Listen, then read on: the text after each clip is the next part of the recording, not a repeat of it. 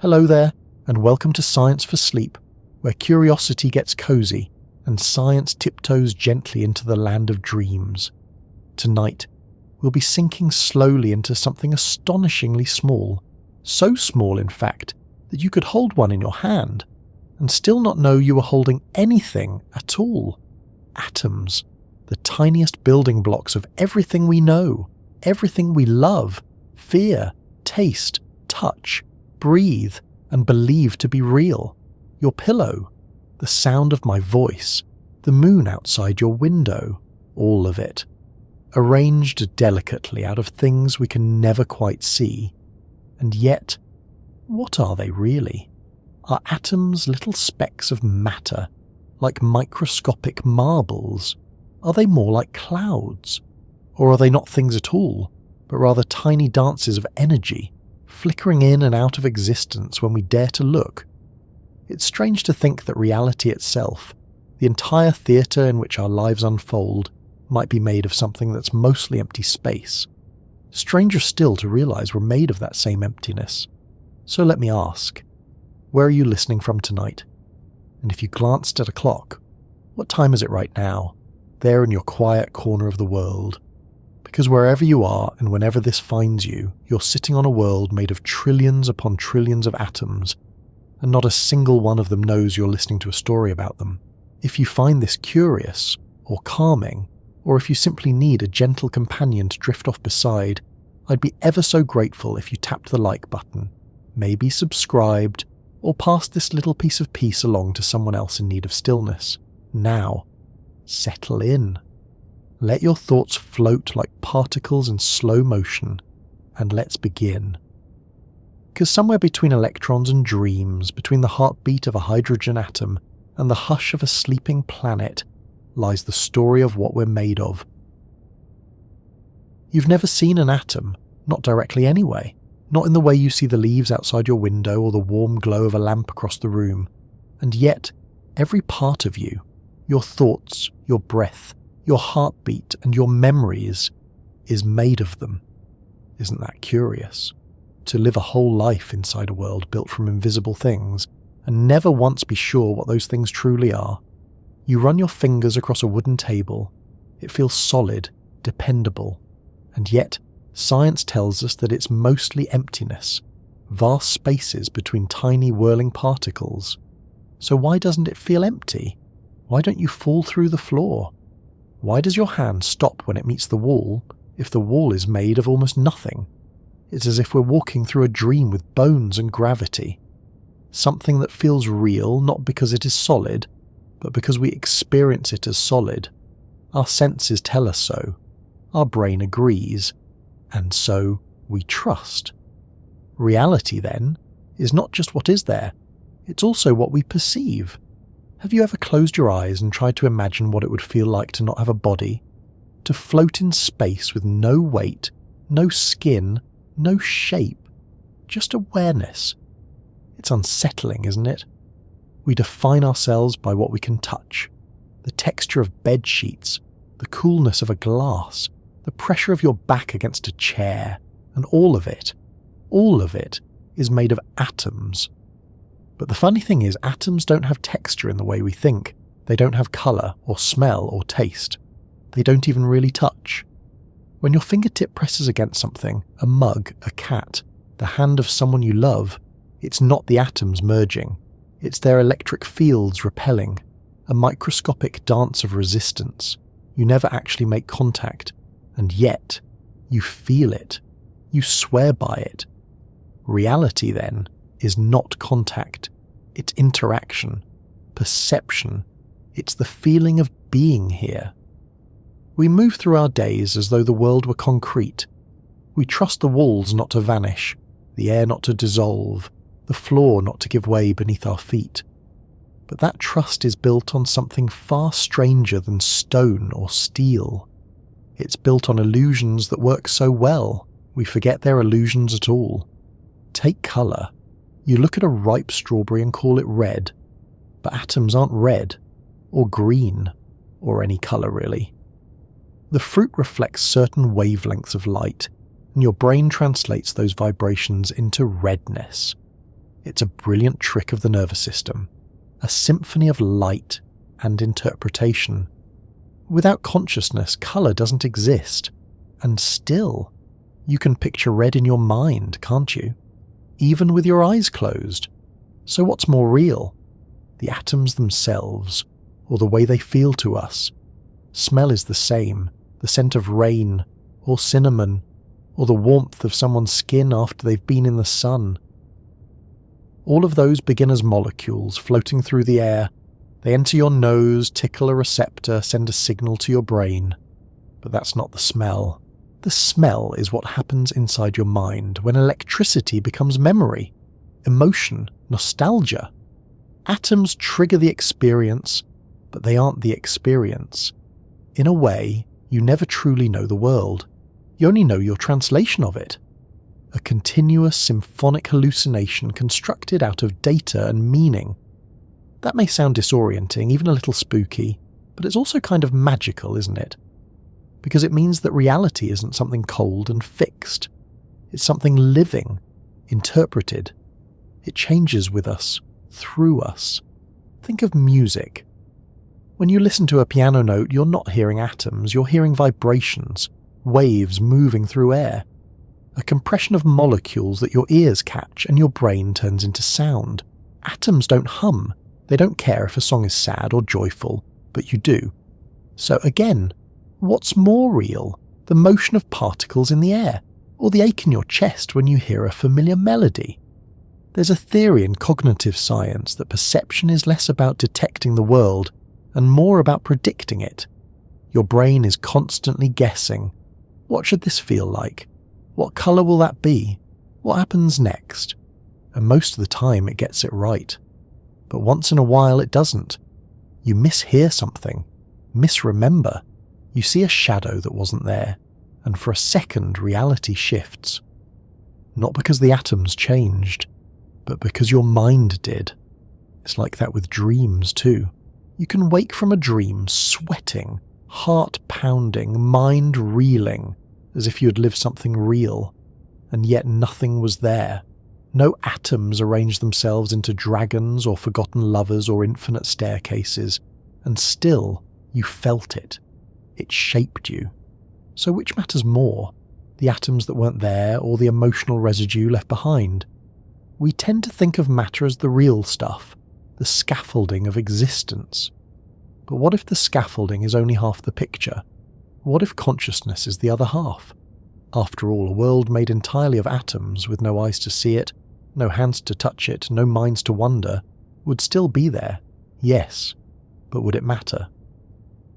Maybe reality, as we live it, exists only at the meeting point of particle and perception. There's a beautiful word for that moment when something internal meets something external and becomes meaningful. It's called qualia, the subjective quality of experience, the way lavender smells to you, the taste of cold water when you're truly thirsty, the colour blue, not in theory, but in your mind. Atoms don't have qualia, but you do, and that makes all the difference. This isn't to say that physical reality isn't real, only that it may be incomplete, without us to feel it, without a mind to say, this is soft, that is warm, this makes me cry. It's possible, maybe even likely, that the universe has always been full of atoms, but it was only when life emerged, and later consciousness, that those atoms became something more. A tree, a song, a friend. Somewhere along the chain of complexity, atoms stopped being building blocks and started being meaning. Or maybe they were always both. You're made of atoms, yes, but also stories, memories, moments, and no microscope can see those. It's tempting to think that science should explain everything, that if we just zoom in far enough, break it down into small enough pieces, we'll finally find the real reality hiding underneath. But what if it's not like that? What if the closer we look, the fuzzier things get? That's what happens when we get down to the atomic level. Solidity disappears, certainty dissolves. We move from particles to probabilities, from classical physics to quantum confusion. And yet, despite all that, we still fall in love, still miss people, still lie awake wondering what it all means. We are beings of thought and matter, orbiting slowly in a universe that we can only partially understand. But maybe that's enough, to wonder, to reach out, to ask, what is all this made of? And what am I made of it? There's something comforting in not knowing everything, in admitting that the world is bigger and smaller and stranger than we can see. Because it means we can always keep dreaming, keep asking, keep listening. The atoms may not care, but we do, and that perhaps is what makes it real. Long before microscopes, long before laboratories, long before electrons had names or nuclei were charted, we still wondered, what is the world made of? Not just the obvious things, wood, stone, water, flesh, but the deeper stuff, the essence, the hidden bones of the universe, the invisible thread that ties the stars to the soil, the wind to the whisper of breath. You can almost imagine someone sitting by a fire thousands of years ago, staring into the flames and thinking, what is this? And why does it burn?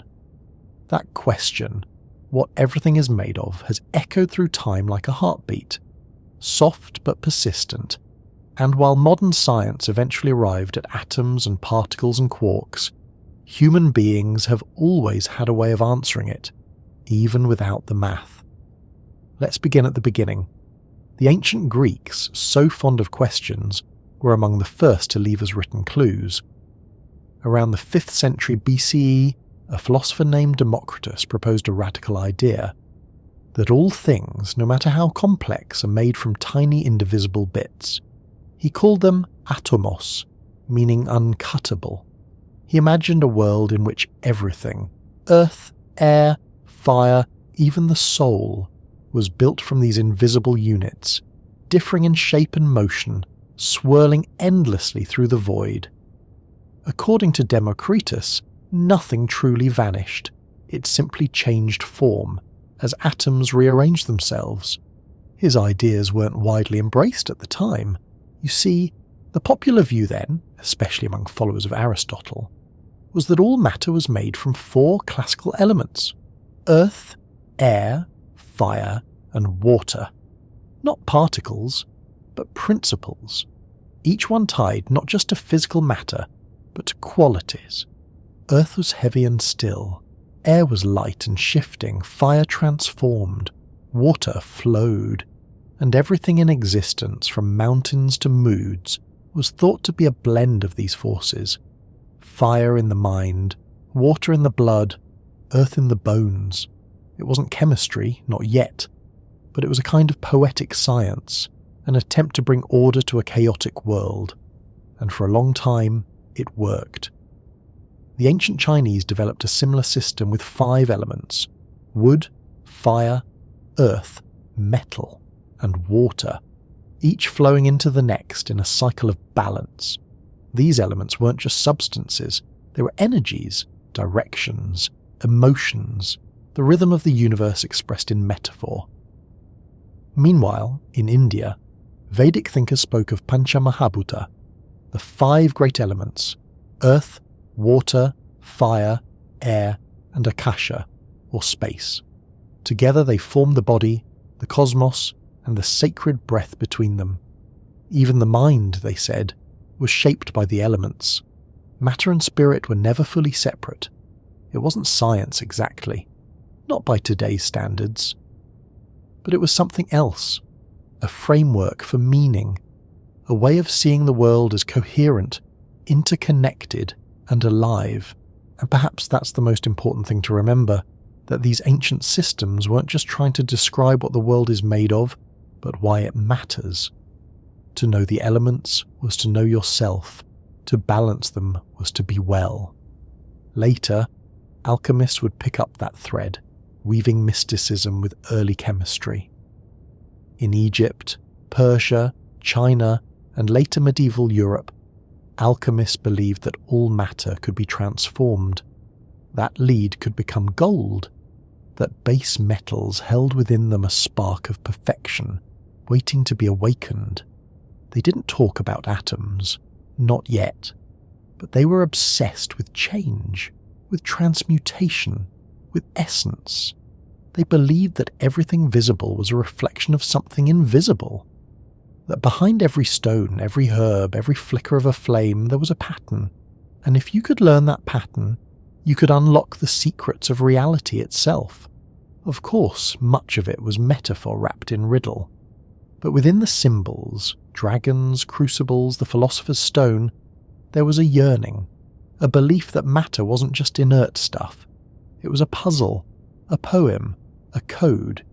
You could say they were wrong about the details, but you'd be missing the point. They were asking the same question we still ask today. How can the universe be both so solid and so mysterious? Meanwhile, halfway across the world, indigenous cosmologies were answering that question in their own ways. In many Native American traditions, matter was not seen as passive or lifeless. Rocks, rivers, trees, all were imbued with spirit. Not metaphorical spirit, but literal presence, an awareness, a kind of consciousness that moved through all things. To touch the earth was to enter into relationship with it. The Maori of Aotearoa speak of Maori, the life force that exists in every part of creation, from mountains to feathers to carved wood. In their worldview, the world is made not just of materials, but of meaningful being, and the line between people and particles is thin. Likewise, many African cosmologies describe the material world as charged with ancestral energy. In the Yoruba tradition, for instance, elements like iron or water are not just substances, they're manifestations of orishas, spiritual forces with personality and agency. A river is not just a river, it is a being, a story. These ways of seeing weren't based on microscopes or physics, but they weren't primitive. They were relational. They understood that matter is never separate from meaning. And in some strange and beautiful way, modern science is beginning to echo that sentiment. Because now we know that you can't look at a particle without changing it. That observation matters, that the act of measuring the world transforms it, and maybe, just maybe, that's not so different from saying the world is alive. But before we get to that, let's pause in one more place, the world of words. Language too shapes how we understand reality. In English, we often treat matter as stuff, material to be used, consumed, shaped. But in many other languages, the line between object and being is more fluid. Some tongues don't even separate nouns and verbs the way we do. The philosopher David Abram notes that in the Ojibwe language, stones and rivers are described with animate verbs. They do, rather than they are. Imagine living in a world where a mountain listens, where wind doesn't just blow, it remembers. In Japanese, the word mono no aware expresses a gentle sadness at the impermanence of things, a kind of emotional awareness that everything, even matter, is transient. It reflects a cultural intuition that reality is both beautiful and brief. And in many mystical traditions, Sufi, Buddhist, Kabbalistic, the material world is seen as a veil, a reflection, a symbol, not false, but incomplete, something to be peered through, not just at. In all of these ways, across cultures and centuries, human beings have tried to explain matter not as dead stuff, but as living mystery. And even as we've moved into the realm of laboratories and lasers, that sense of awe has never fully left us. Think of how we talk about atoms today. They're particles, waves, fields, vibrations. They exist, and yet they don't. They are here, but not until we look. We'll explore that strangeness in the next section, but for now, it's enough to say this. The question of what reality is made of has never just been about molecules. It's been about meaning, about relationship, about wonder. Democritus gave us the first atomic theory, but long before him, the poets were already whispering, we are made of earth and air, fire and water, space and memory. And something else too, something unnamed, something timeless, something that breathes through every leaf, every stone, every star, and every sleeping heart. And if that's not reality, then maybe it's the part of it we most need to remember.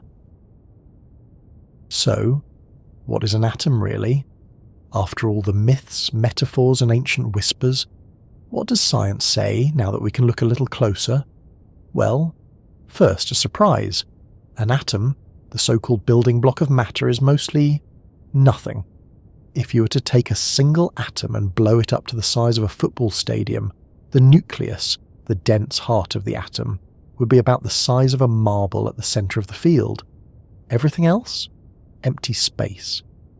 The electrons would be tiny blurs dancing around the outer edge like bees circling an invisible hive, but with no clear orbit, no solid path, just probability. A shimmering cloud of maybe. And yet somehow this almost nothingness makes up everything. Your skin, your lungs, your favourite blanket, the stars, the tea cooling beside your bed, the voice you're hearing now. All of it constructed from tiny fields of mostly empty space, held together by forces you can't feel directly, but that never stop shaping you.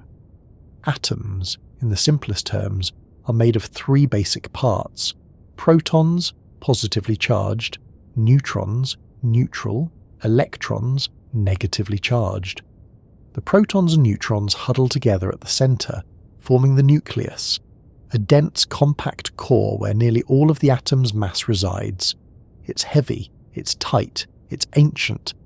The electrons, far lighter and full of motion, swirl around that core, not in neat planetary circles like we once thought, but in strange, probabilistic orbits. They don't move in tracks.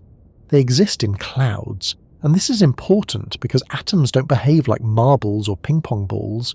They don't sit still or stack neatly. They flicker, they vibrate, they exist as tendencies, not certainties. This was one of the great surprises of the 20th century. Up until then, people imagined atoms like tiny solar systems, electrons orbiting a nucleus the way planets orbit a sun. It was neat, predictable, familiar. But nature, as it turns out, is far stranger than our metaphors. Enter quantum mechanics. In quantum theory, particles like electrons are not solid dots zipping around. Instead, they are better described as waves of probability, mathematical clouds that tell us where they're likely to be found, not where they are. You can't say exactly where an electron is, you can only say where it might be. It's like trying to hold fog in your hands.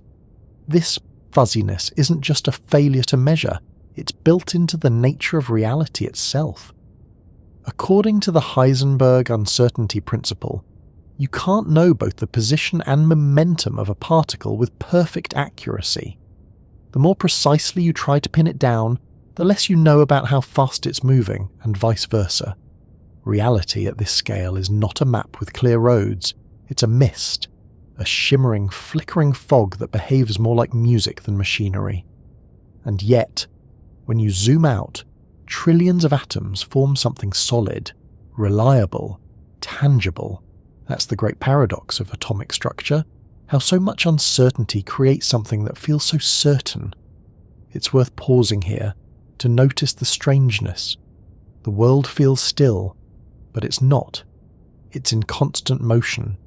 Your body feels solid, but it's mostly space.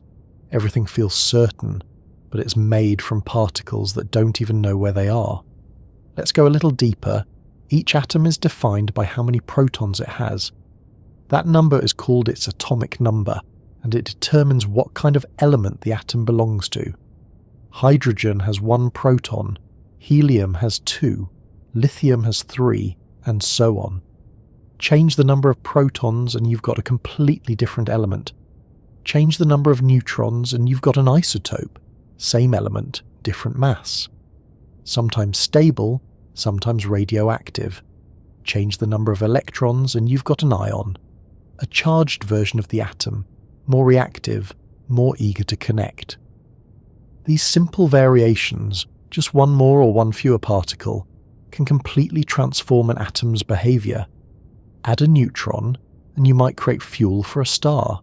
Remove one and you might create medicine. Rearrange correctly the same basic particles can become salt, or poison, or the taste of sugar on your tongue. That's the magic of atomic structure. It's not just what you have, it's how it's arranged. The periodic table, the grid of elements you might remember from school, isn't just a list of ingredients, it's a map of behaviour, a story of how atoms relate to one another, how they bond, how they build. And it's those bonds, the way atoms link together, that allow for complexity. A single atom is powerful, but atoms rarely travel alone. They connect. They share electrons in shimmering agreements called chemical bonds. Some share nicely, like in covalent bonds. Some give and take, like in ionic bonds. And others dance loosely, like in metallic bonds. Electrons drifting freely like communal light. These atomic handshakes are what let molecules form. And molecules, they're the alphabet of matter. H2O becomes water, CO2 becomes breath, DNA becomes life. Just a handful of atomic symbols rearranged in infinite combinations to create everything from coral reefs to concertos to the curve of your hand resting gently on a page. The elegance is staggering, and yet none of this would be possible without one more force, the electromagnetic force. You felt it before, even if you didn't know it. When a balloon sticks to your hair, when static crackles on a sweater, when your feet shuffle across carpet and reach for a doorknob with a spark. But deep down, this force does far more. It's what keeps electrons bound to nuclei, what prevents atoms from collapsing in on themselves. It's what allows your fingers to feel texture. Because remember, you never actually touch anything. What you feel is the electromagnetic resistance between your atoms and the atoms of what you're reaching for. It's the invisible no that says, here is where you stop, here is where you begin. And that simple pushback, that unseen field, is what gives the illusion of solidity. You never quite meet the world, you approach it, and that's enough. Pause here, let it settle. You're a cloud of probability, held in shape by tiny dancing charges, floating in space that isn't really empty, just humming quietly beneath your awareness, and yet you feel real, grounded, alive. That is the quiet brilliance of atoms. They are both less and more than we imagine. They are structure, but also story. They are matter, but also metaphor. You can see their echoes in crystal lattices, in the spiral of a shell, in the stretch of a muscle, in the double helix of your DNA. Atoms don't know they're building beauty. They simply follow the rules of attraction. And yet, somehow, they do. We'll continue in a moment. We haven't yet touched on the nucleus, or the strong force, or the strange zoo of particles that lie even deeper than atoms. But for now, just rest here, in the knowledge that you are made of things you cannot see, cannot hold, and yet cannot live without. Atoms, tiny mysteries, old as the stars, whispering the shape of everything you are. At the heart of every atom is a tightly packed cluster of protons and neutrons. They don't swirl, they don't orbit, they sit, locked in an embrace so intense that it takes one of the strongest forces in nature to hold them there. We call it the strong nuclear force, and it really is strong. It's the glue of the universe, but with a catch. It only works over incredibly short distances, so short, in fact, that if protons drift even slightly too far from each other, the whole thing begins to fall apart. You might wonder, why do we need a strong force in the first place? Because protons all carry a positive charge, and like charges repel. So inside the nucleus, there's a quiet battle going on between the electromagnetic force trying to push protons apart and the strong force holding them together. Neutrons help too. They don't carry charge, but they act like buffers, space makers that reduce repulsion, keeping things stable. But the balance isn't always perfect. Some nuclei are too heavy, too crowded. They begin to wobble, to split, to emit particles or energy. This is what we call radioactivity. An unstable atom trying to become more stable by letting go of a little mass, a little energy, a little light. And sometimes, when a nucleus splits in just the right way, it releases a burst of energy so powerful it can warm cities or destroy them. That's nuclear fission, the same process that powers some of our submarines, and tragically our bombs. It's a reminder, atoms are small, but not weak. Their hearts contain the kind of energy stars are made of, because they are made of stars. Every atom heavier than hydrogen, carbon, oxygen, iron, gold, was forged in the heart of an ancient star, pressed into being by gravity, heat, and time. And when that star died, exploding outward in a supernova, it scattered its atoms across space. Some of those atoms drifted for eons through dust and silence until they found their way here, into oceans, into trees, into you. It's often said we're made of stardust, but that's not poetry, that's atomic history. Now let's go even deeper.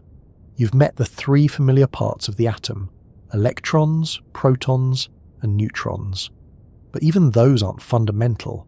Electrons, as far as we know, they're elementary particles.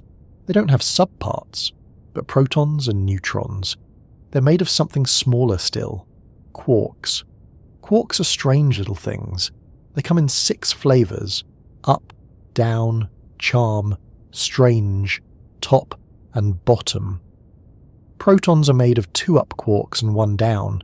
Neutrons are 2 down, 1 up. They're held together by gluons, particles that act as the carriers of the strong force. Yes, gluons, because they glue quarks together. It sounds whimsical, but it's very real. Without gluons, there would be no atoms, no molecules, no chemistry, no hands to hold, no stars to shine. And beyond that, beyond quarks and electrons, that's where things become less clear. You enter the realm of the standard model of particle physics, the current best guess at what reality is made of on the tiniest possible scales. It includes particles like photons, carriers of light, and the electromagnetic force, W and Z bosons, responsible for radioactive decay, Higgs boson, the so-called God particle that gives mass to others, neutrinos, ghost-like particles that pass through your body by the trillions every second, and of course, the graviton, a hypothetical particle that would explain gravity, though we've never seen it. Together these particles, and the forces they carry, form the scaffolding of everything we know, and yet it's not complete. There are gaps, mysteries, unexplained phenomena, entire parts of the cosmos, like dark matter and dark energy, that seem to operate with their own hidden rules. We can't see them, we can't touch them, but we know they're there, because the galaxies spin too fast, because the universe expands too quickly, because the math doesn't work unless something invisible is holding it all together. It's a humbling truth.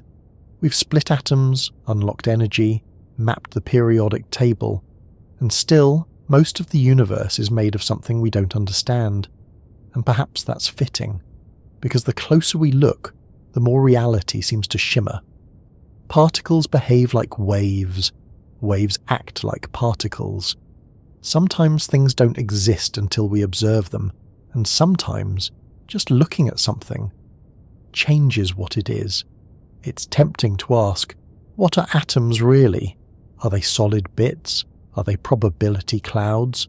Are they vibrations in hidden dimensions? Maybe they're all of those, maybe they're none.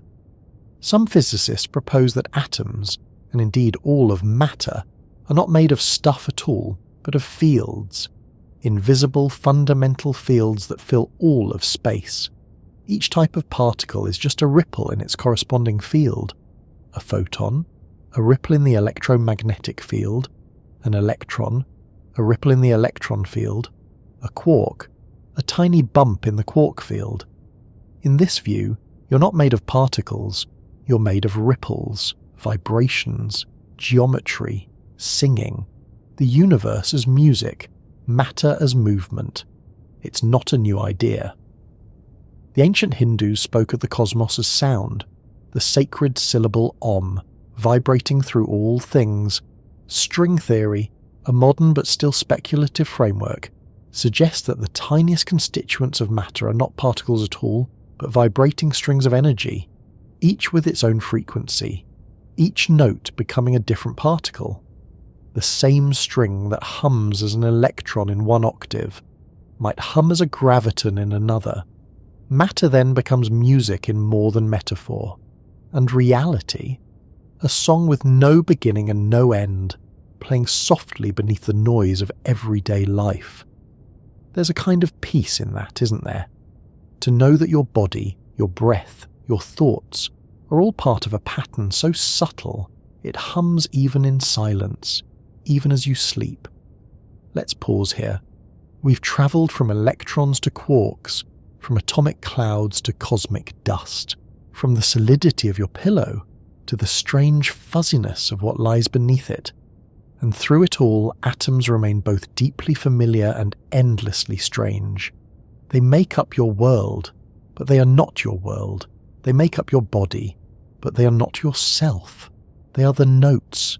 You are the melody. And somehow, without knowing it, you've been singing all along. Atoms are small, but their behaviour builds the world. And when you begin to understand how they behave, not just what they are, you start to glimpse something deeper, something that feels less like physics and more like poetry written in mathematics. Let's begin with one of their most important qualities, bonding. Atoms are social. They don't like being alone. When given the chance, they link together. Not out of loneliness, but out of energy, because nature is always chasing one thing, stability. And stability for atoms often means sharing. When two hydrogen atoms meet an oxygen atom, they form water. The oxygen needs 2 electrons.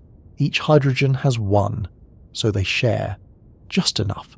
Just long enough. And suddenly, something new appears. A droplet. A wave. A falling rainstorm. This sharing of electrons is what we call a covalent bond. A kind of mutual agreement, like neighbours sharing a fence.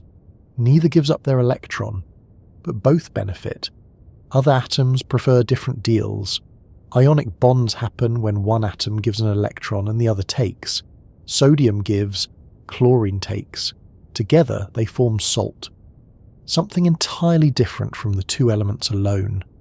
Sodium alone is explosive. Chlorine is poisonous. But together, they make the ocean taste like the sea. Then there are metallic bonds, where electrons aren't so much shared or traded, but allowed to drift.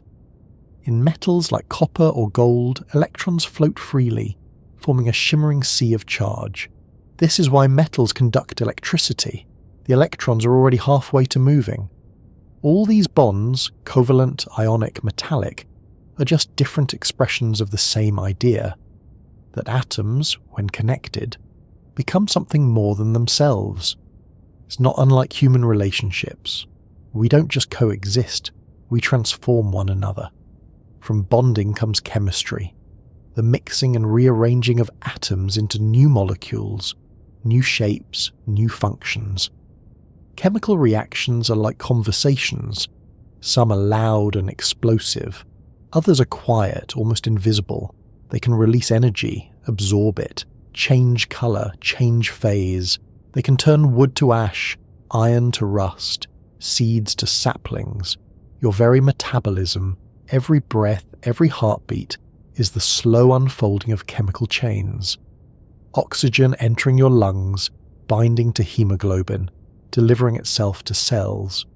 Glucose breaking down into ATP, the tiny packets of energy your body burns to blink, to think, to dream.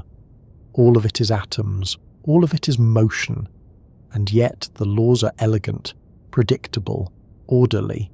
Take the conservation of mass. It tells us that atoms don't vanish. In any reaction, what goes in must come out. Rearranged, yes, but never lost. That burning log becomes smoke, heat, light, and ash. But the atoms remain. They're simply on a new journey now.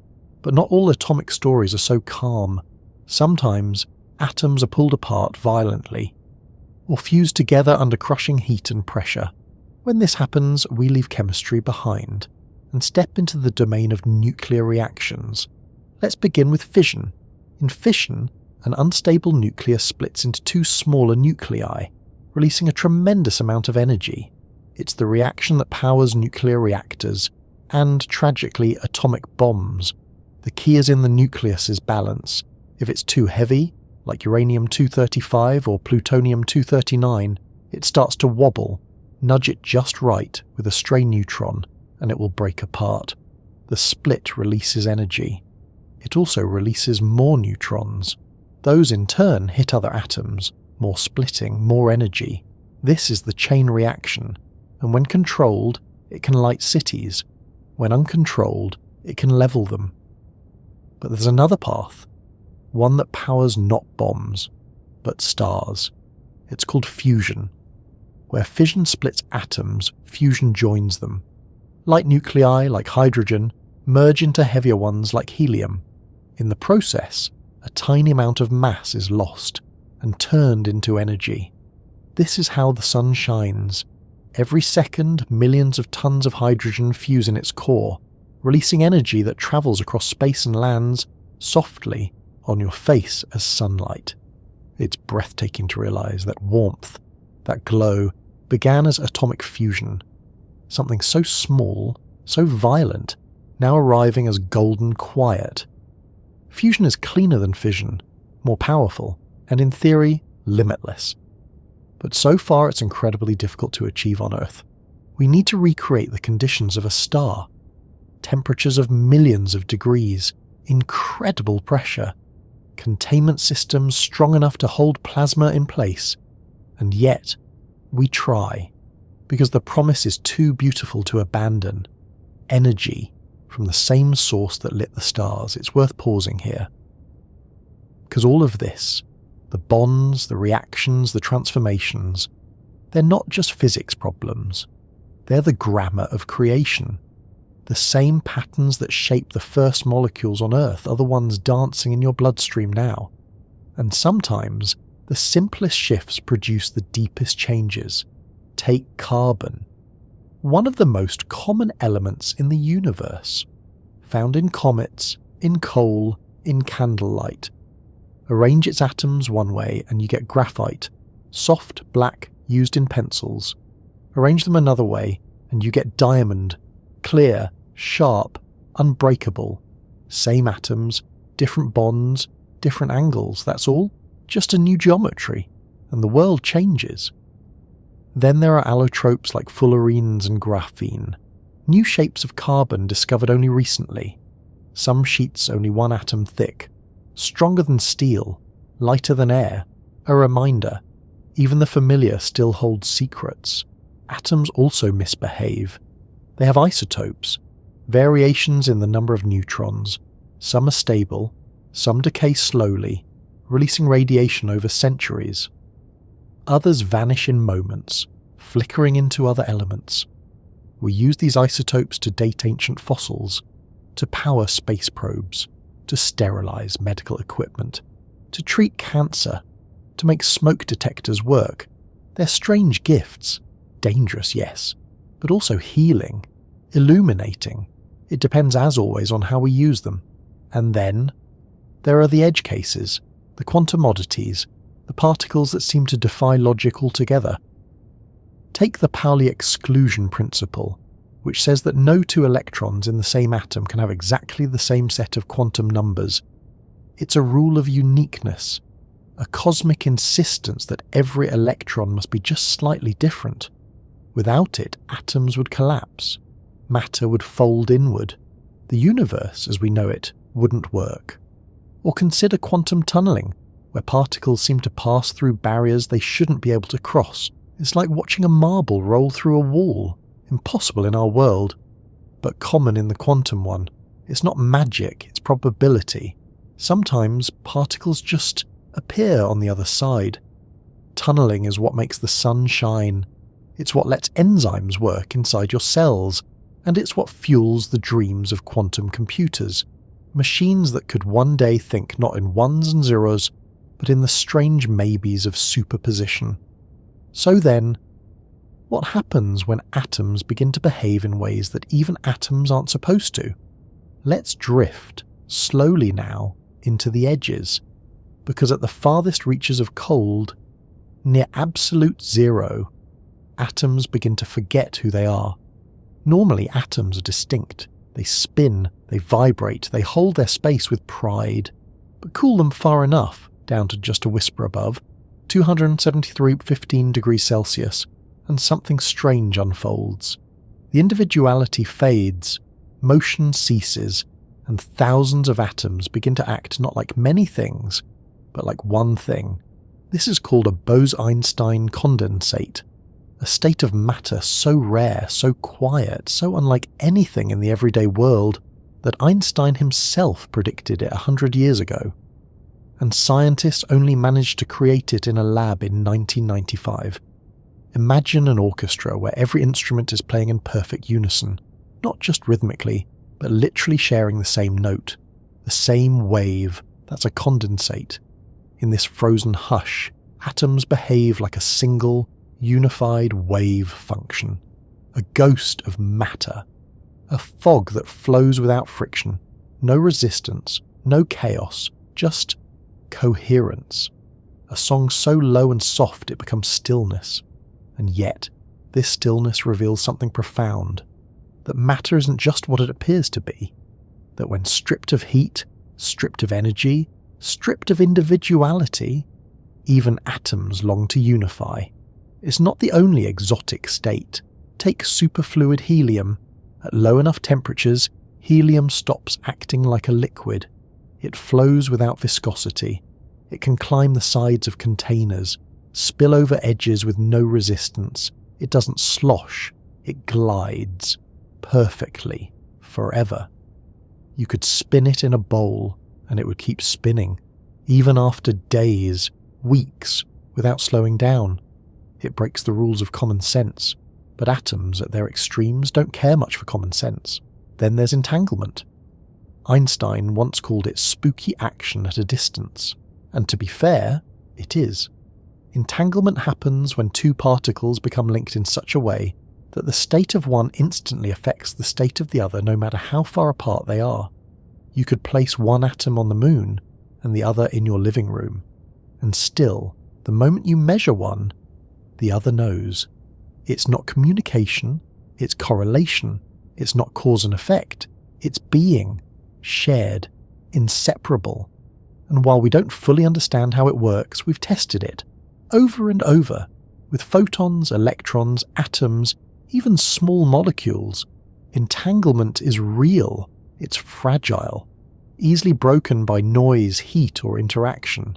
But when preserved, it's almost as if the universe is whispering to itself across space. There are atoms right now on Earth that are entangled. And if you're holding a phone or listening through a digital device, you're already benefiting from quantum mechanics. Because atomic behavior doesn't just stay in laboratories, it becomes technology.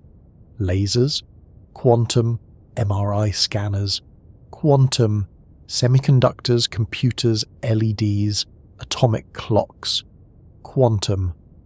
The entire digital world is built, quite literally, on the strange dance of electrons inside carefully arranged atoms. We design chips by placing atoms with near-perfect precision. We tune their energies, shape their flow, control the gaps where electrons jump from one place to another, and out comes everything. Video, sound, thought, memory, all built on silicon itself built from atoms, and now we dream bigger.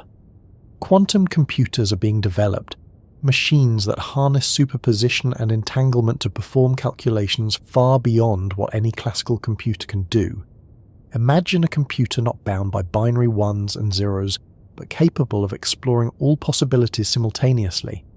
Not logic alone, but probability. Such devices could revolutionize medicine, cryptography, weather forecasting, material science, and they rely on the quiet mysteries of atoms. We've even begun experimenting with quantum teleportation, not of people, of course, but of information, transferring quantum states from one particle to another across distance. It sounds like science fiction, but it's real. There are labs today where information has been transmitted using entangled atoms, not moved exactly, but recreated, copied with such fidelity that it's indistinguishable from the original. In a sense, it's not the matter that moves, but the pattern, and perhaps that's what atoms are at the deepest level. Not things, but patterns, vibrations in space, configurations of energy, temporary expressions of something deeper, like waves that rise, curl and vanish, only to reappear elsewhere. You might ask, is there a bottom, a smallest thing, a true building block of reality? And the honest answer is that we don't know. We've found quarks, leptons, bosons, fields, strings.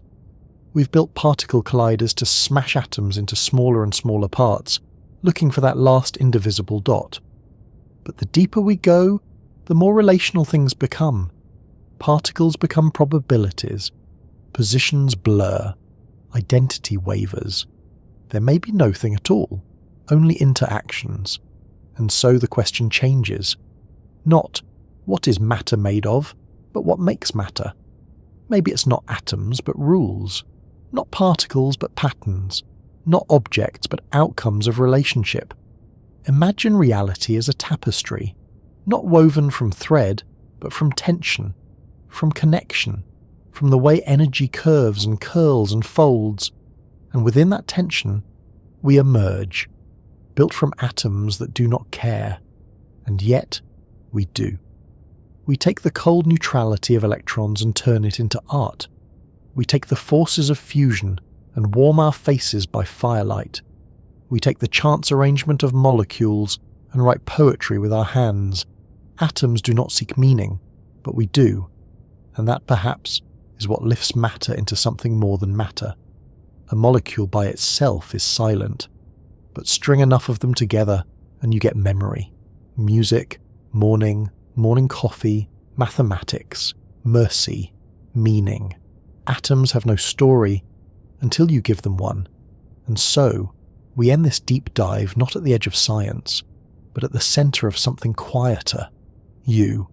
You're made of carbon, oxygen, hydrogen, calcium, phosphorus, nitrogen.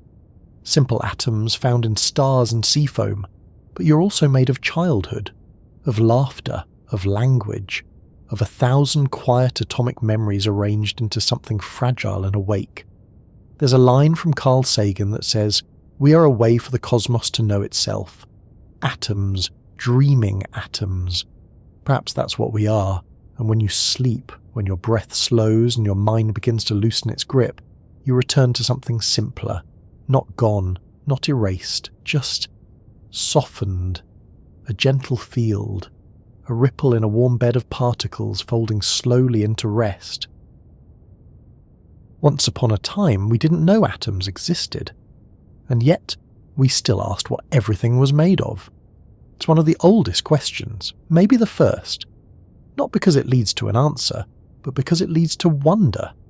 The moment a human being looked at the world and thought, what is this really? Science began. The earliest ideas weren't based on evidence the way we think of it today. They were based on patterns, on intuition, on watching the way fire danced, or the way water flowed around the feet. In ancient Greece, over 2,000 years ago, a philosopher named Leucippus, and later his student Democritus, proposed something radical, that everything is made from tiny indivisible units, so small you can't see them, but always in motion. He called them atomos, which means uncuttable. To Democritus, atoms were eternal. They couldn't be created or destroyed, only rearranged. The world in his eyes was a swirling sea of atoms and void. Solidity, softness, flavour, even thought. All of it, he believed, came down to how atoms collided and combined. He was guessing, of course, but what a guess! it wasn't widely accepted. The more influential philosopher Aristotle disagreed entirely. He believed matter was continuous, made from 4 elements: earth, air, fire, and water. Simple, elegant, spiritual. His view carried the weight of logic and tradition, and for nearly 2,000 years, it was the dominant view in Europe and beyond. Atoms, it seemed, were forgotten, until the world began to change, fast forward to the 17th century during the scientific revolution. Europe was beginning to awaken from centuries of dogma and into a new era of careful observation and curiosity. Robert Boyle, often called the father of modern chemistry, began to question the old 4-element system. He believed in elements, yes, but not fire or air or water. He defined elements as substances that could not be broken down further. He didn't have a periodic table, but he was searching for one. Then came Isaac Newton, who believed in something like atoms too, tiny, hard particles moving according to physical laws. He couldn't see them, but he saw their effects in gases, in motion, in the behaviour of light. Still, no one had seen an atom. They were theoretical, invisible. It wasn't until the early 19th century that the idea of atoms returned with force, this time backed by science. A quiet English school teacher named John Dalton noticed that chemical reactions always happened in fixed ratios. Water was always 2 parts hydrogen, 1 part oxygen, no matter how much you started with. Dalton proposed that this could only be explained if matter were made of indivisible units, atoms, each with a specific weight. He gave us the first modern atomic theory. Atoms were back.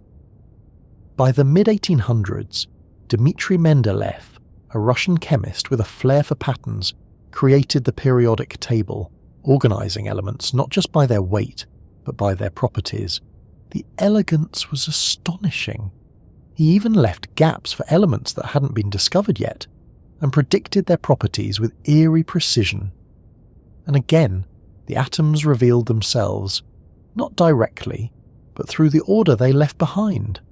Still, no one had seen one. Not yet. But cracks were forming in the model. Atoms weren't quite as simple as we thought. Enter the late 19th century, and an unexpected hero: electricity.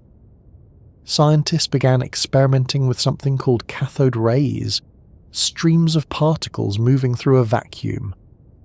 A young physicist named J.J. Thomson studied these rays and realized something shocking. They were made of tiny, negatively charged particles, smaller than an atom. He had discovered the electron. Suddenly atoms weren't indivisible after all. They had structure, internal parts, mystery.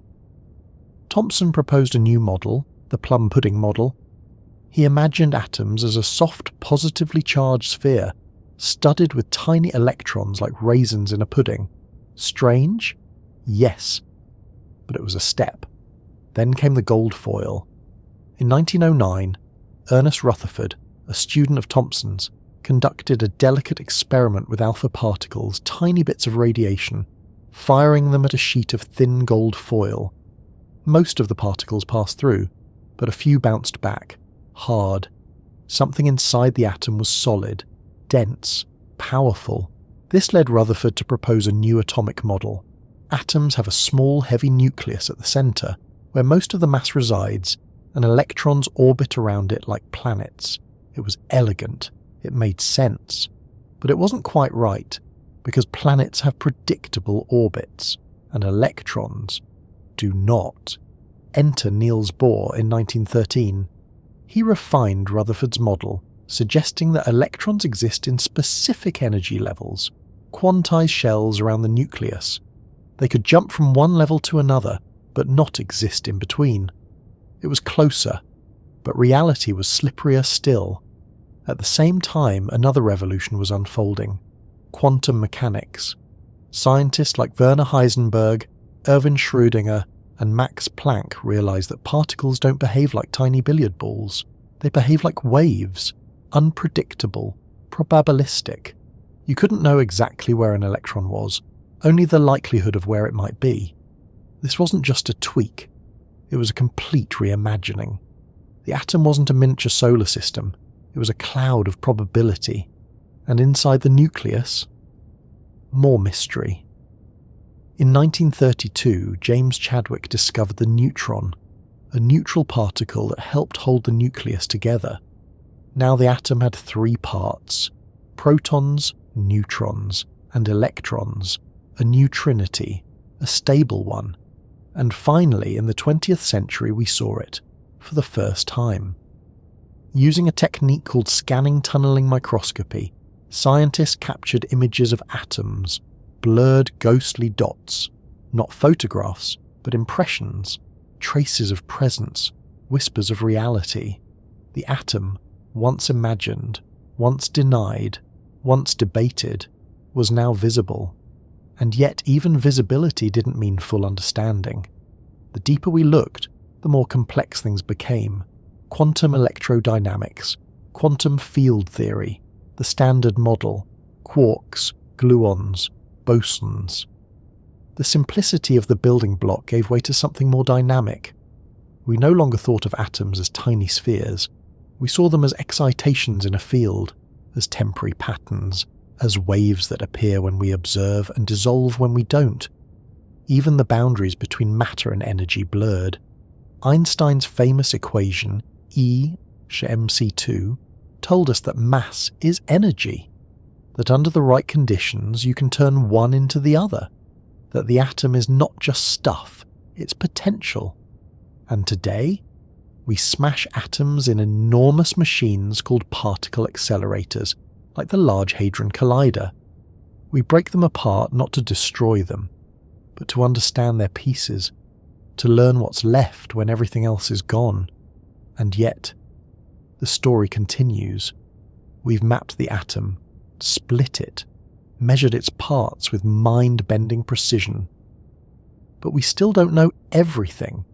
We don't know what dark matter is. We don't know why the universe has more matter than antimatter. We don't know if quarks are truly fundamental, or if something smaller still waits behind the curtain. Each answer becomes another question, each discovery another door, and maybe that's the beauty of it. The atom began as a guess, a metaphor, a dream, and even now, after centuries of progress, it remains strange, slippery, sublime. We understand it better than ever, and yet it still humbles us. Because even as we uncover the structure of reality, we're reminded reality is more than structure. It's the wonder that draws us toward it.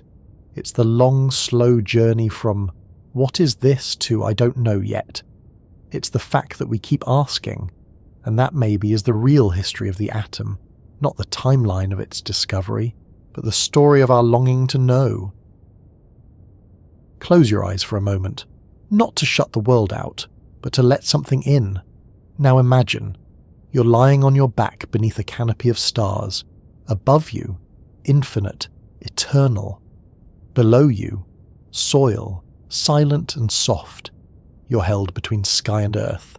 But what exactly is you? You've heard that you're made of atoms, that these invisible, restless particles are your true substance, your blood, your thoughts, your breath, your bones. But if you're made of atoms, and the chair you're sitting in is made of atoms, and the stars above are made of atoms too, then what exactly is the difference? Why do you feel like something? Why does the universe, through you, become aware of itself? This is not a question with an easy answer. Atoms, for all their precision and predictability, give rise to the most unpredictable mystery of all, consciousness. And that mystery lives in you. Let's step away, just for a while, from the diagrams and definitions. Let's leave the nucleus behind, float past the electron cloud, and settle into the space between the facts. Into the warm, blurry threshold where science starts to echo philosophy and physics begins to rhyme with feeling. Because even after centuries of study, we still do not know what it means to be made of atoms. We know how they behave. We know how they bind. We know their masses, their charges, their dance steps. But why do they give rise to this? To hunger, to music, to longing? You've never seen an atom laugh, but you've laughed. You've cried. You've stood alone in a kitchen at 2 a.m. and felt a feeling that had no name but still mattered. Where was that feeling in the Standard Model? Where is tenderness in a particle collider? You could map every molecule in a teardrop and still not know why it fell. So perhaps atoms are not the whole truth. Perhaps they are the surface of truth. And truth, like light, has a depth to it. Let's consider something strange. You've been told that atoms are mostly empty space, that the space between the nucleus and the electron is vast, proportionally vaster than the distance between planets and their stars. If you could compress all the atoms in your body to remove that space, you would fit into something no larger than a grain of rice. So why don't you fall through the floor? Why don't you dissolve into everything you touch? The answer is subtle. It's not solidity that holds you up, it's repulsion. Electron fields resisting overlap. An illusion of touch made real by the laws of quantum mechanics. Your hands never truly touch anything, they hover, they repel. So much of what we call contact is not contact at all, just proximity and resistance, just space pretending to be substance. And yet, it works. We fall in love with people we've never touched. We feel homesick for places we haven't seen. We ache for futures that haven't happened. So what is real?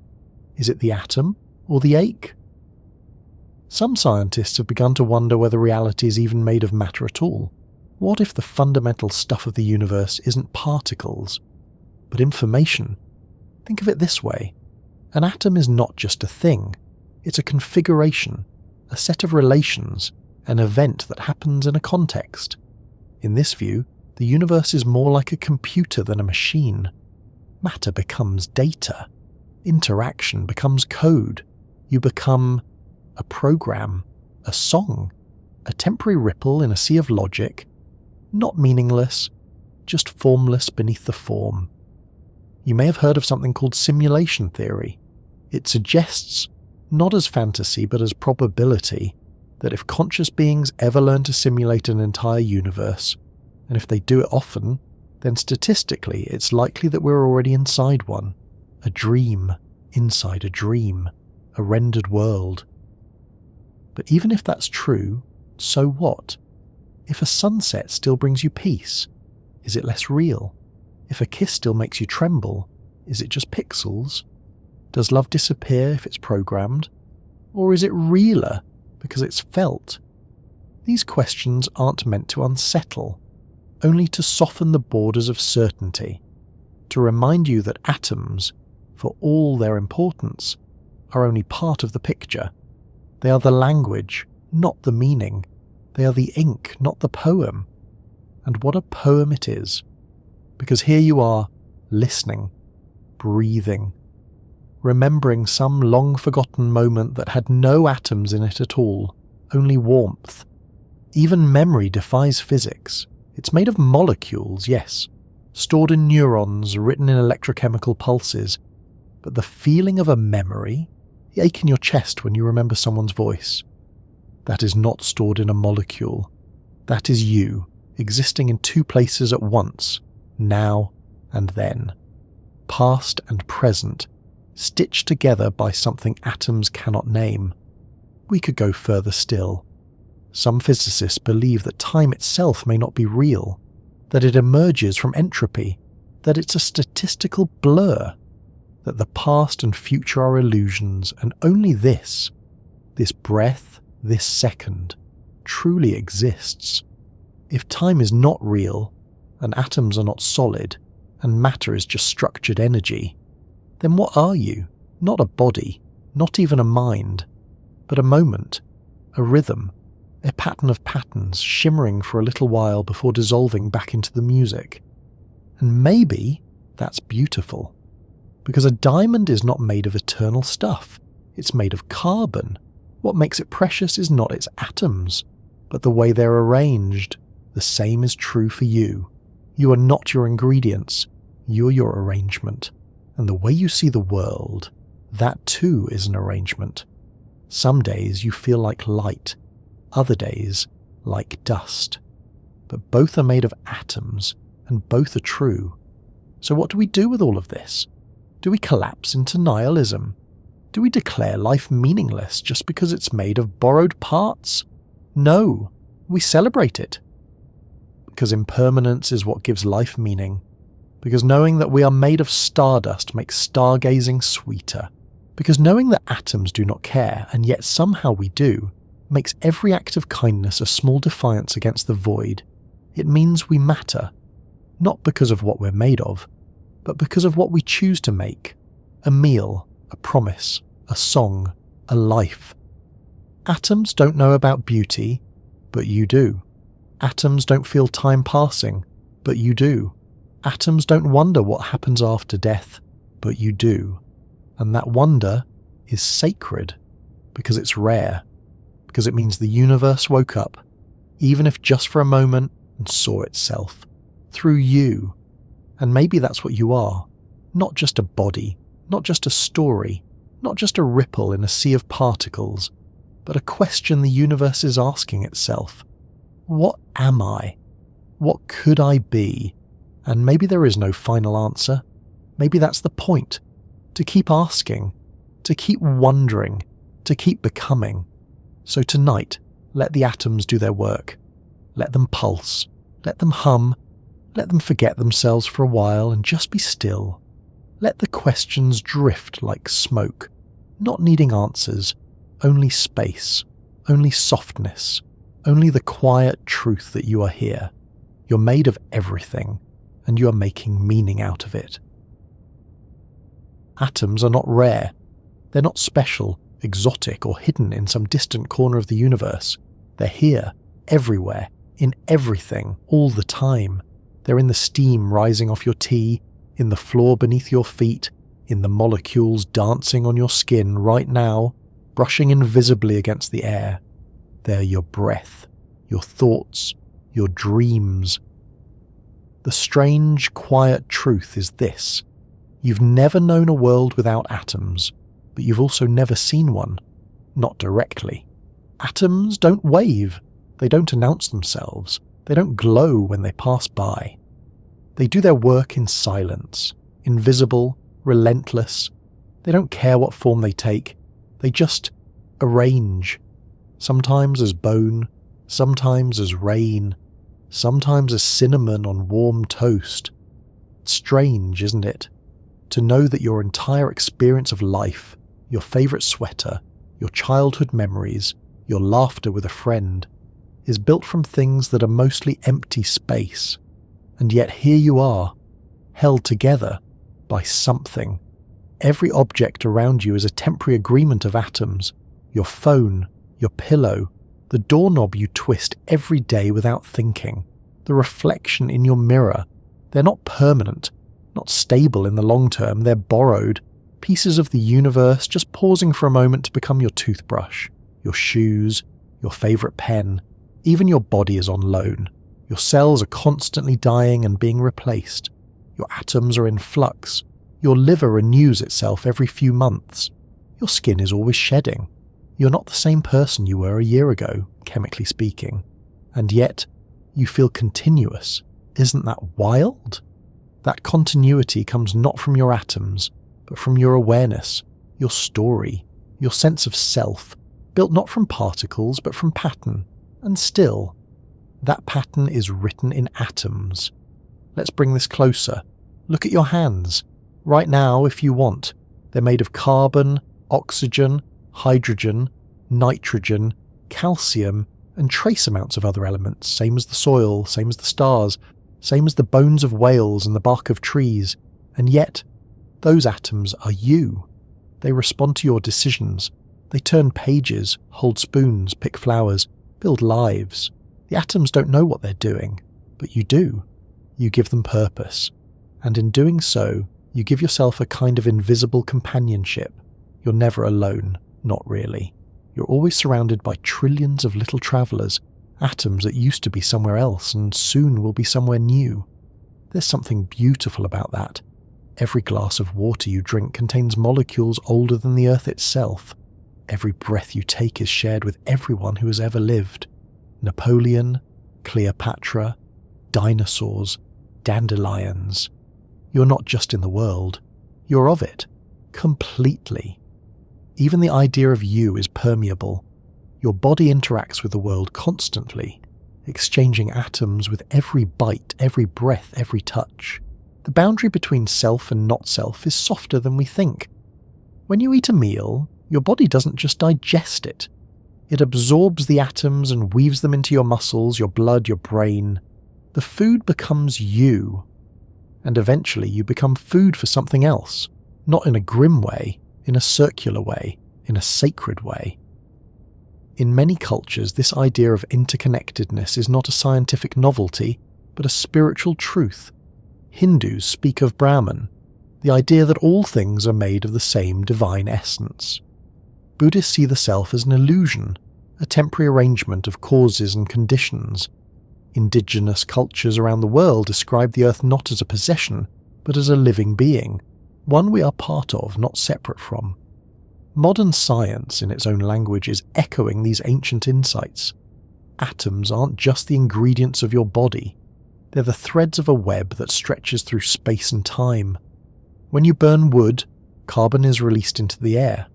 That carbon might settle into soil, be absorbed by a root, rise through a tree, become a leaf, be eaten by a caterpillar, which is eaten by a bird, which molts a feather, which drifts onto your windowsill. The carbon from that feather might someday find its way back into you. A breath is not just a breath, it's a reunion. And we experience these reunions constantly, whether we recognize them or not. A hug, a meal shared at the same table, two people falling asleep beside each other exhaling into the same pocket of air, everyday magic powered by atoms. You might not think of science when you sip your coffee, but that warmth, that flavour, it's atoms vibrating in specific patterns, triggering receptors on your tongue. That pleasure is chemistry. Chemistry is atoms. And atoms, well, you know by now, are ancient, wild, loyal little things. They give without question. They serve without ego. You don't need to believe in miracles to feel grateful for a warm shower, a bowl of soup, the feeling of clean sheets, because even the mundane is made of stars. Let's stay with that idea for a moment. We say, we are made of stardust, and we are. But that phrase gets thrown around so often it can lose its weight. So let's return to the literal truth. The early universe, moments after the Big Bang, was a hot, dense cloud of hydrogen and helium. That's it. No carbon, no oxygen, no iron. The elements that make you had to be forged in stars, inside nuclear furnaces, under unimaginable pressure and heat. Stars live and die and explode. And in those final brilliant moments, they scatter the ingredients of life across the galaxy. And those atoms travelled. They cooled. They collected. They formed planets, oceans, organisms, and eventually, you. A being capable of remembering, wondering, loving, laughing. You are what stars dreamed into being. Your life is not separate from cosmic history. It is cosmic history, still unfolding, still becoming, and so the ordinary becomes sacred.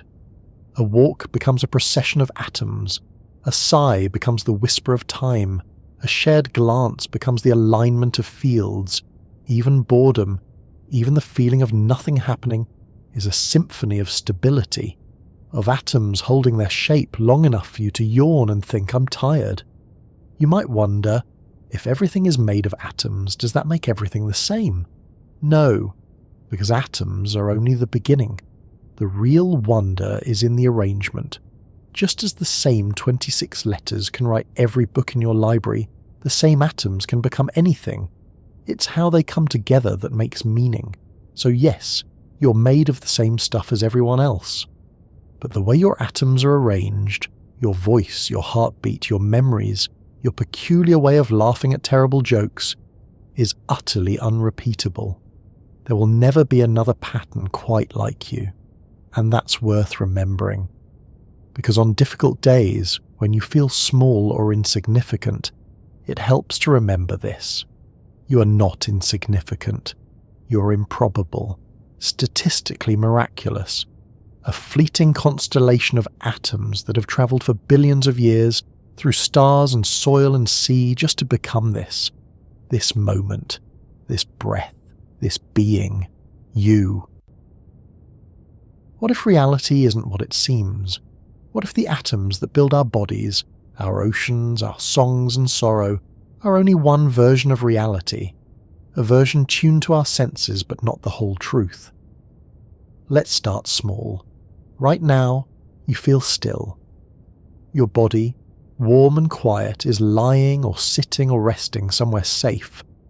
But on the atomic level, stillness doesn't exist. Your atoms are vibrating constantly, endlessly. Even in sleep, even in death, atoms never stop moving.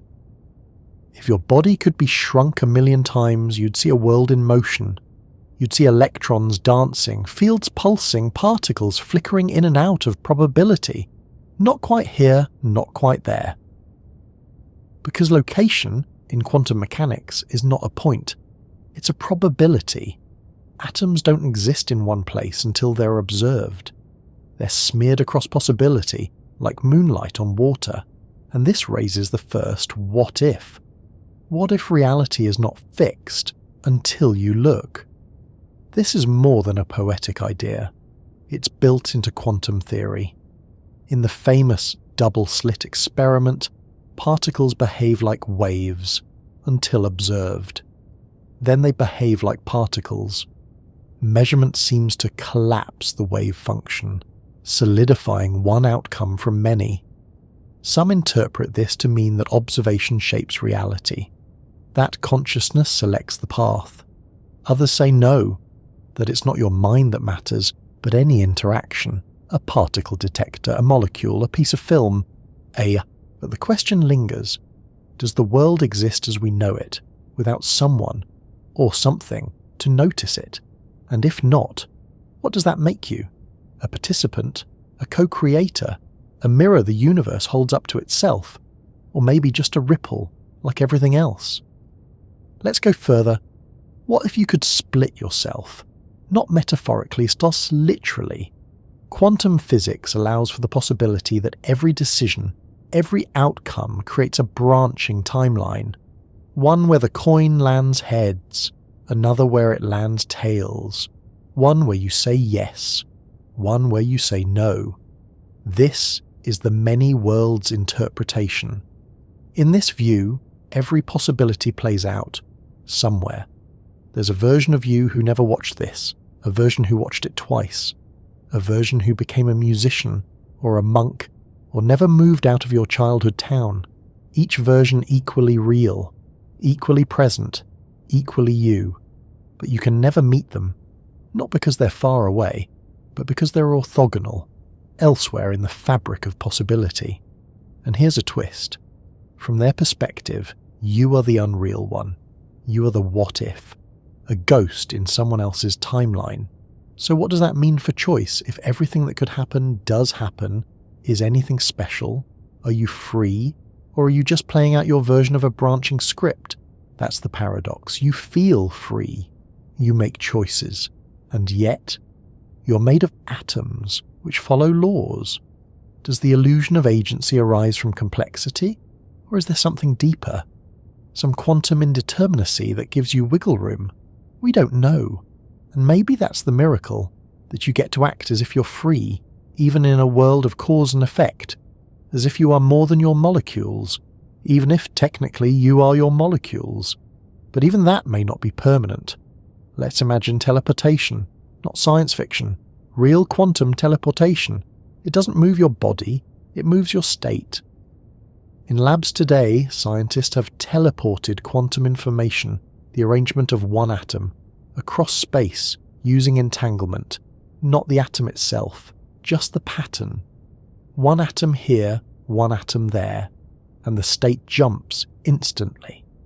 What if one day that worked at scale?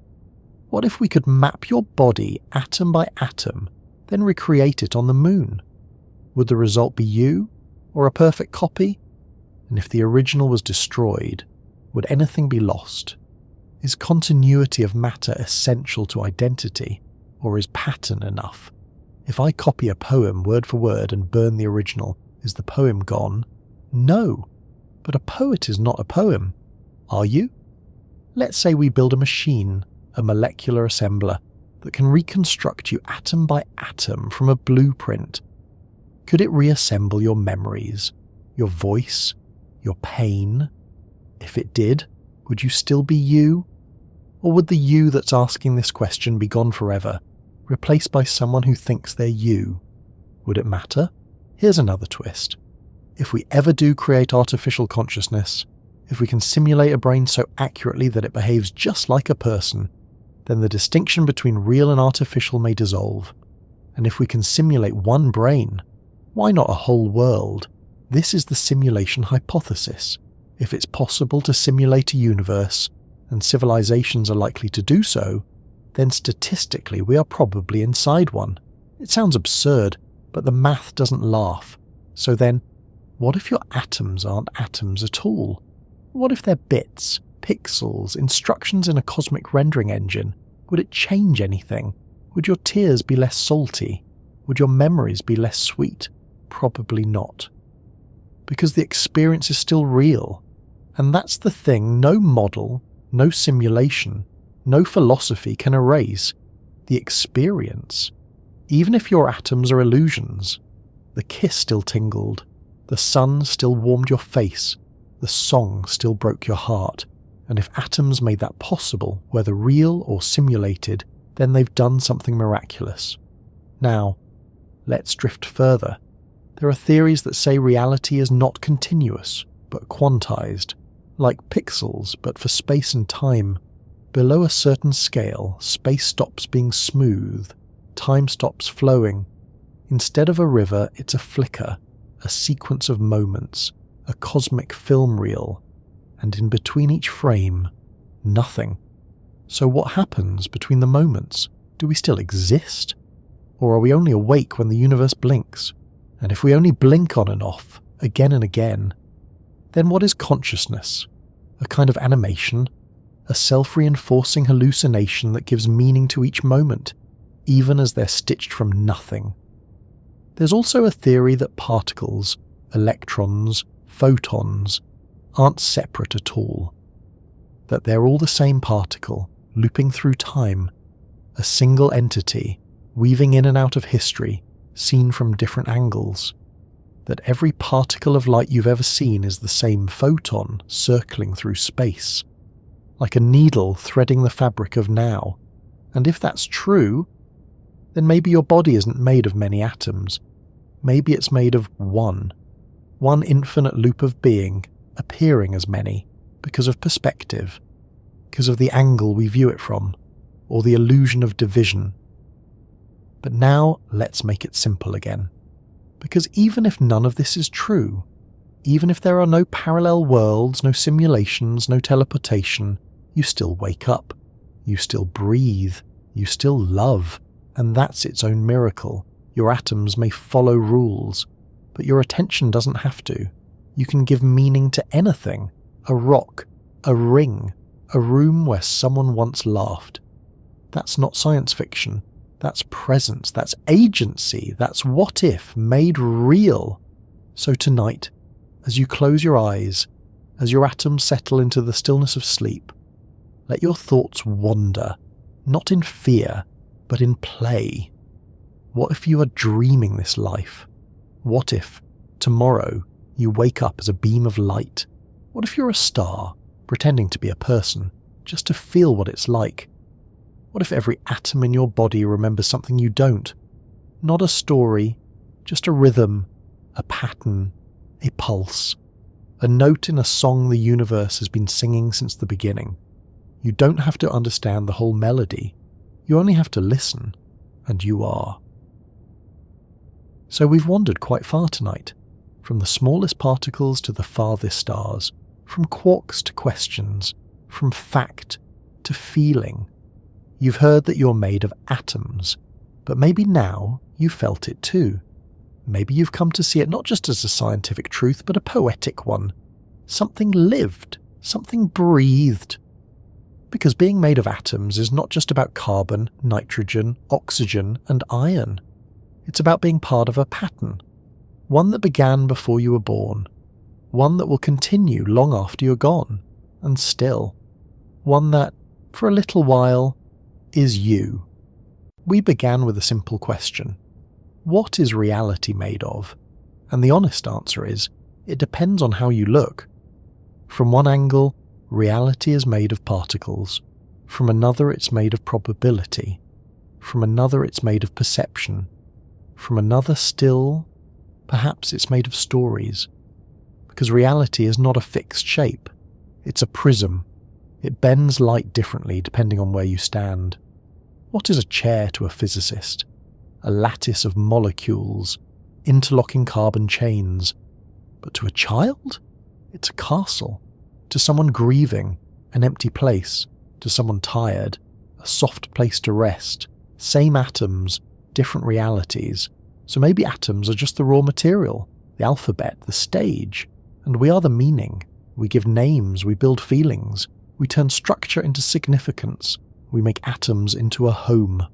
Let's take a breath. Notice where you are right now. Not just physically, but emotionally. Maybe you're feeling calm, or curious, or a little sleepy.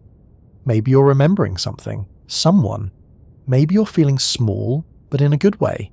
That's okay. Atoms don't take things personally. They don't know what a you is, but you do. You know what it's like to miss someone, to hold a hand, to say goodbye. Atoms make all of that possible, but they don't understand it. That's your job. That's what makes you different from a rock, or a star, or even the universe itself.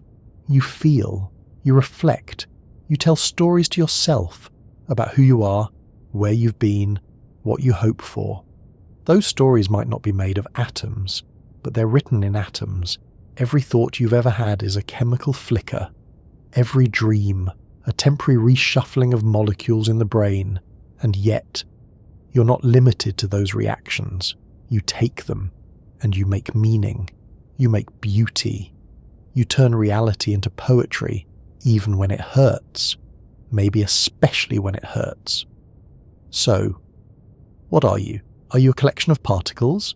Yes, but also, no. You're more than the sum. You are memory, and intention, and wonder, and that last one, that one really matters. Because when we forget to wonder, the world becomes grey, routine, mechanical. But when we remember, suddenly, even the dust on a bookshelf feels ancient.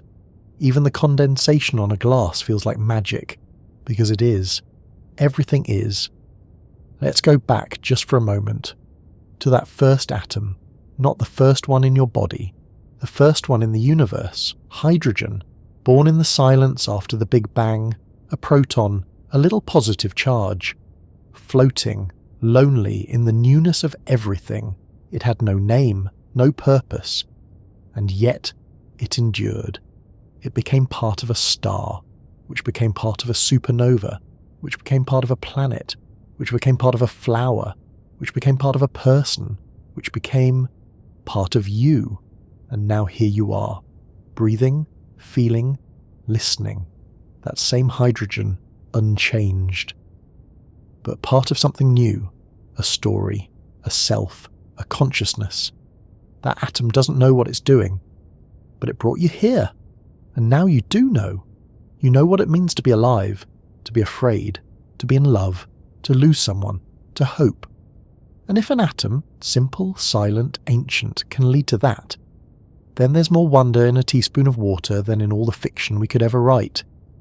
Let's stay here for a while. Let's name some things that are real. The way your chest rises and falls when you're calm.